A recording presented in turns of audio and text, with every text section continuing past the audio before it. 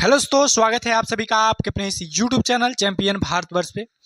आज की इस वीडियो में क्लास 10 का जो है चैप्टर नंबर 1, जो चैप्टर का नाम है श्रम विभाजन और जाति प्रथा, जिसको लिखने वाले हैं डॉक्टर भीमराव अंबेडकर। आज उसके सभी ऑब्जेक्टिव प्रश्न को देखने वाले हैं, जो कि बोर्ड एग्जाम के लिए जो है वीवीआई होने वाला है। ठीक है, तो वीडियो को शुरू से लेकर के लास्ट तक जरूर देखिएगा और ये भी कमेंट बॉक्स में कमेंट करिएगा कि आपने कितना प्रश्न का उत्तर सही दिया। और टेस्ट देने के लिए आपको डिस्क्रिप्शन बॉक्स में लिंक मिलेगा, उससे उस टेस्ट को देने से ये पता चलेगा आपकी तैयारी किस लेवल की हुई है, यानी कि आपने तैयारी अभी तक कितना किया है। ठीक है, तो टेस्ट जरूर से दीजिएगा। इस वीडियो को लास्ट तक देखने के बाद, यहाँ से सीखने के बाद वहाँ पे जाकर के टेस्ट देना है जी। आपको लिंक डिस्क्रिप्शन बॉक्स में मिल जाएगा। चलिए हम लोग आगे बढ़ते हैं। आपका जो है पहला प्रश्न आपका दिया हुआ है, कह रहा है 1 नंबर कि भारत में बेरोजगारी का एक प्रमुख व प्रत्यक्ष कारण क्या है। एक प्रमुख व प्रत्यक्ष कारण क्या है, तो क्या है जी, तो वो आपका है जाति प्रथा। क्या है जी, तो वो आपका है जाति प्रथा। ठीक है, तो वो आपका क्या है जी, 1 मिनट, थोड़ा सा कौन बने हुए थे यहाँ पे, जाति प्रथा। इसका सही आंसर क्या हो जाएगा, सी जो है इसका बिल्कुल करेक्ट आंसर आपका हो जाएगा जी। चलिए आगे बढ़ते हैं। अगला प्रश्न आपके सामने है, कह रहा है कि आधुनिक सभ्य समाज श्रम विभाजन को आवश्यक क्यों मानता है। तो क्यों मानता है जी, आधुनिक सभ्य समाज जो है श्रम विभाजन को आवश्यक क्यों मानता है, तो वो कार्य कुशल के लिए मानता है। ठीक है, यानी कि जो जो काम को कर पाता है उसी पे उसका जो है श्रम विभाजन होना चाहिए, नहीं कि जाति पे। इसीलिए जो है हमारा आधुनिक समाज कार्य कुशल के लिए है। ठीक है, इसका क्या हो जाएगा जी, ए फॉर एप्पल जो है इसका बिल्कुल करेक्ट आंसर हो जाएगा जी। ठीक है, चलिए अब अगला प्रश्न देखते हैं। अगला प्रश्न आपके सामने है, कह रहा है श्रम विभाजन और जाति प्रथा प्रथा पाठ बाबा साहब के किस भाषण का संपादित अंश है, यानी कि किस भाषण से लिया गया है जी, तो वो लिया गया है एनिहिलेशन ऑफ कास्ट से। ठीक है, एनिहिलेशन ऑफ कास्ट से लिया गया है। सी जो है इसका क्या हो जाएगा जी, बिल्कुल करेक्ट आंसर तीसरा का हो जाएगा। अगला प्रश्न आपके सामने है। अगला प्रश्न आपका 4 नंबर दिया गया है, कह रहा है कि भारत में बेरोजगारी का प्रमुख कारण है। देखिए थोड़ा देर पहला था क्या चीज, प्रमुख अप्रत्यक्ष व प्रमुख कारण। ठीक है, तो यहाँ पे क्या हो जाएगा जी, यहाँ पे जाति प्रथा ही होगा। ठीक है, यहाँ पे क्या हो जाएगा, ए फॉर एप्पल जो है बिल्कुल करेक्ट आंसर हो जाएगा। देख रहे होंगे कि ये जो जितना भी प्रश्न आपको करा रहे हैं वो आपके बोर्ड एग्जाम में पूछा गया है। तो देख लीजिए किस लेवल का बोर्ड एग्जाम पूछता है प्रश्न। तो देखिए 5 नंबर आपका प्रश्न है, बाबा साहब भीमराव अम्बेडकर का जन्म कब हुआ था। तो बाबा साहब भीमराव अम्बेडकर का जन्म 14 अप्रैल 1891 ईस्वी को हुआ था। 14 अप्रैल 1891 ईस्वी को हुआ था। यहाँ पे क्या हो जाएगा, ए जो है बिल्कुल करेक्ट आंसर हो जाएगा जी।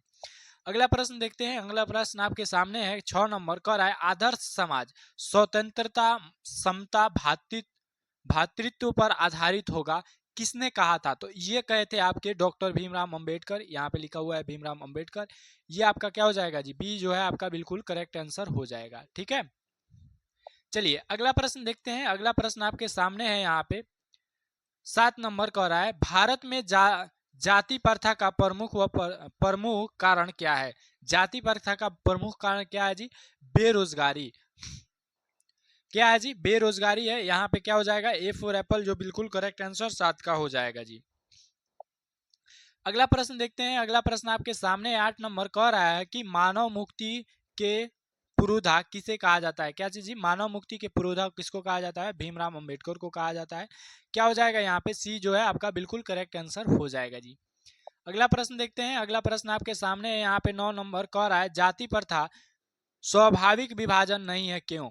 स्वाभाविक विभाजन नहीं है क्योंकि वो रुचि पर नहीं आधारित है, यानी कि जो आप काम करना चाहते हैं उस पे जाति प्रथा जो है आपका उस तरह से नहीं बनाया गया है। ठीक है, आप जिस काम को नहीं करते हैं उसके अनुसार नहीं बनाया गया है, बल्कि उसके अनुसार बनाया गया है कि आपका जाति जो है वही काम कीजिए। ठीक है, इसीलिए यहाँ पे क्या हो जाएगा, डी जो है आपका बिल्कुल करेक्ट आंसर हो जाएगा जी।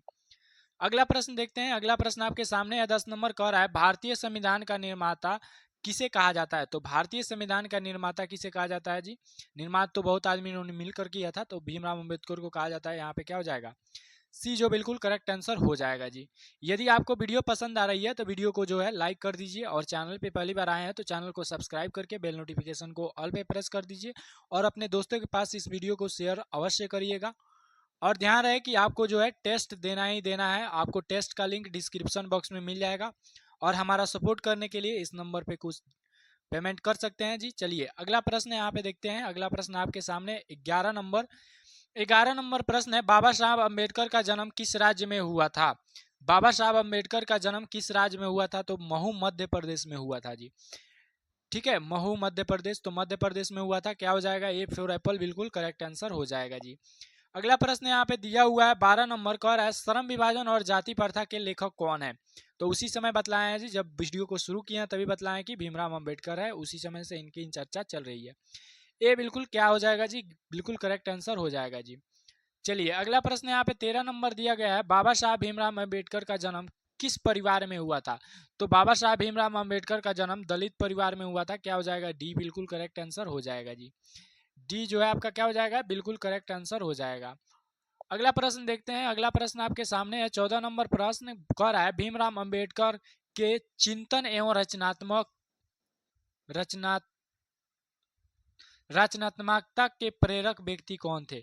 तो वो थे आपके बुद्ध भी थे, ठीक है, कबीर भी थे, और ज्योतिबाई फुले भी। इनका क्या हो जाएगा जी? डी बिल्कुल इसका आंसर करेक्ट हो जाएगा। ये तीनों थे। चलिए जी अगला प्रश्न आपके सामने है 14 के बाद 15 नंबर प्रश्न है, कह रहा है हु आर शूद्र किसकी रचना है? तो जब भी इंग्लिश में कोई भी क्या चीज जी, इंग्लिश में कोई भी रचना है तो आपके बुक में तो डॉक्टर भीमराव अंबेडकर का ही होगा लगभग। ठीक है, चलिए जी यहाँ पे क्या हो जाएगा? ए बिल्कुल करेक्ट आंसर हो जाएगा जी। अगला प्रश्न आपके सामने है 16 नंबर का रहा है, भीमराव अंबेडकर किसके प्रोत्साहन पर उच्च शिक्षा प्राप्त करने के लिए न्यूयॉर्क गए थे? तो किसके प्रोत्साहन पे जी? तो बड़ौदा नरेश के प्रोत्साहन पे। क्या हो जाएगा जी? यहाँ पे बी जो है इसका बिल्कुल करेक्ट आंसर 16 का हो जाएगा जी। ठीक है, अगला प्रश्न आपके सामने है। अगला प्रश्न 17 नंबर का रहा है, द अनटचेबल्स किसकी रचना है? तो हम अभी थोड़ा देर पहले बतलाए हैं कि जो भी इंग्लिश में आएगा वो किनका होगा जी? डॉक्टर भीमराव अंबेडकर का। तो यहाँ पे क्या हो जाएगा जी? सी बिल्कुल करेक्ट आंसर हो जाएगा जी। अगला प्रश्न आपके सामने 18 नंबर, किसे किसे बाबा साहेब के नाम से जाना जाता है? देखिए ये भी पूछा गया प्रश्न है 2024 में ही। ठीक है, तो किसे बाबा साहब के नाम से पुकारा जाता है? तो डॉक्टर भीमराव अंबेडकर को। तो यहाँ पे भीमराव अंबेडकर दिया है, तो क्या हो जाएगा? बी बिल्कुल करेक्ट आंसर हो जाएगा जी। ठीक है, चलिए जी यहाँ पे हमने आज की इस लेक्चर में हमने कितना प्रश्न देखा जी? आज की इस लेक्चर में हम लोगों ने 18 प्रश्न देखा, और आप बतलाइएगा कि कितना प्रश्न का उत्तर सही दे पाए, और सही दे पाए कितना प्रश्न का उत्तर वो आपको कमेंट बॉक्स में बतलाना है। और डिस्क्रिप्शन बॉक्स में आपको एक लिंक मिलेगा टेस्ट करके, टेस्ट वहां पे जा करके आप टेस्ट दीजिए, फ्री ऑफ कॉस्ट टेस्ट होने वाला है। उससे आप क्या कर पाएंगे जी? खुद को जांच कर पाएंगे कि इस वीडियो में आपने कितना सीखा, और उसका आप पहले से कितना सीखे हुए हैं, और टेस्ट में कितना ला रहे हैं जी।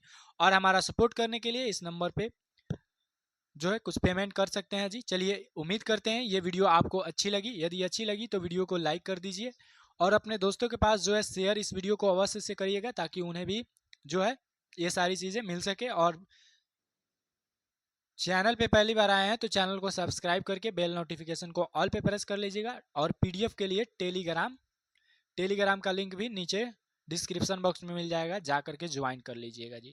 चलिए अगली वीडियो में फिर मिलते हैं, तब तक के लिए जय हिंद, वंदे मातरम। आप सभी लोग तैयारी बेहतर करते रहिए।